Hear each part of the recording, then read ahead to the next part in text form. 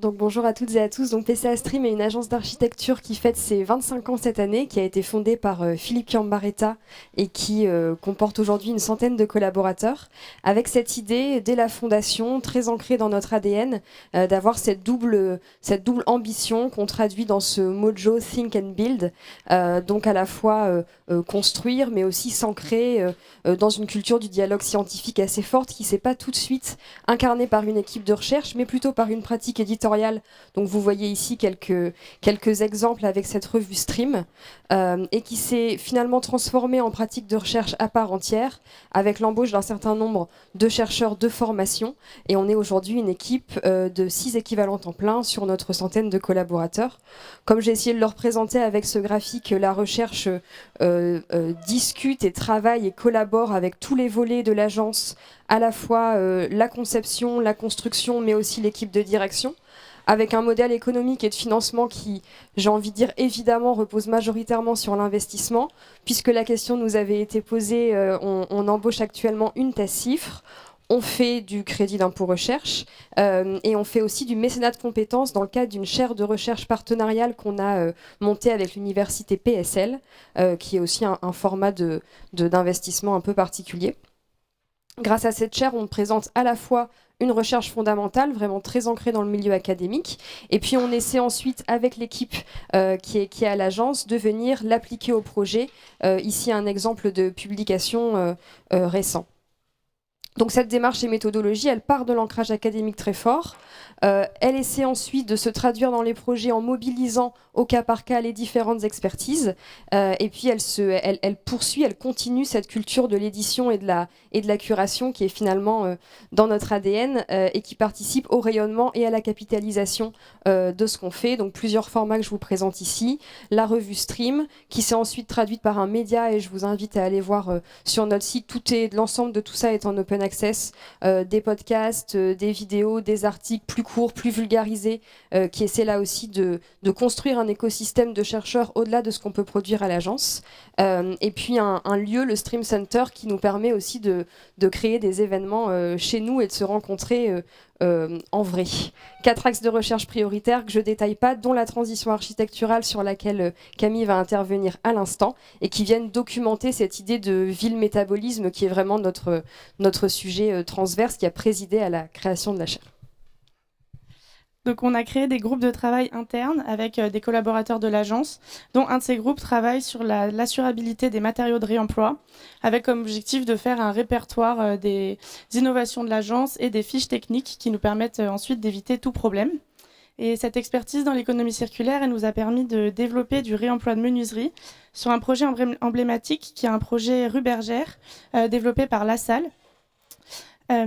Et donc ce projet, il a été construit en 1882. C'était avant l'ancien siège de la BNP et ensuite le siège Comptoir national d'escompte. Et donc il a déjà survécu à 3 rénovations.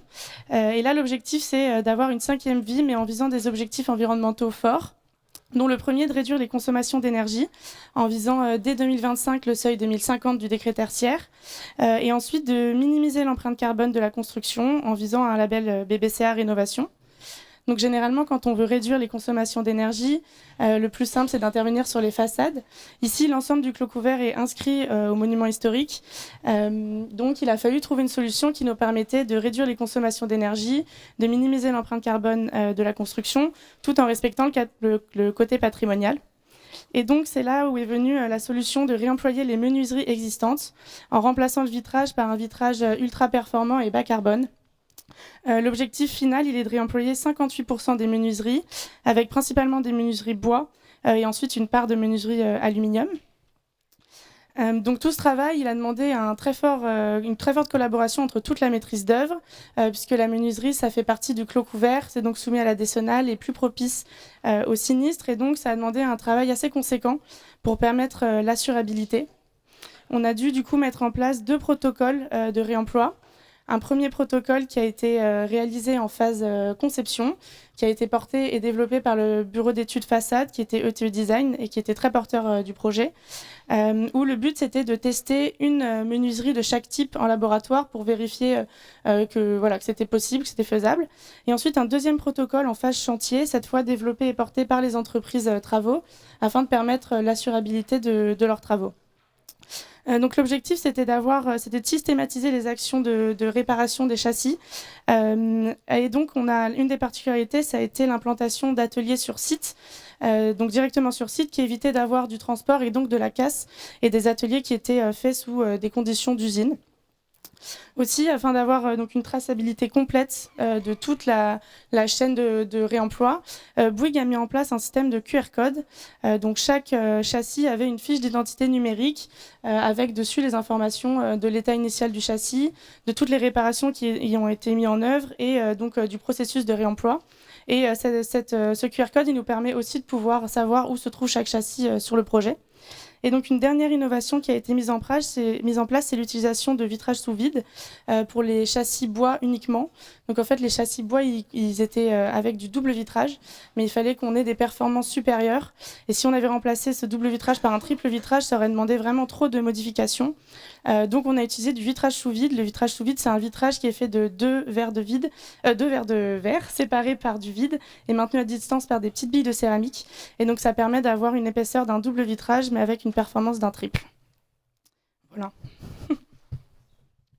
Peut-être quelques mots, puisque je vois que la slide aller plus loin apparaît. On vous a ici mis quelques références de publications de tout type, et je crois que Jasmine vous en a distribué, merci, dans la salle, un exemple justement sur les fenêtres de bergère.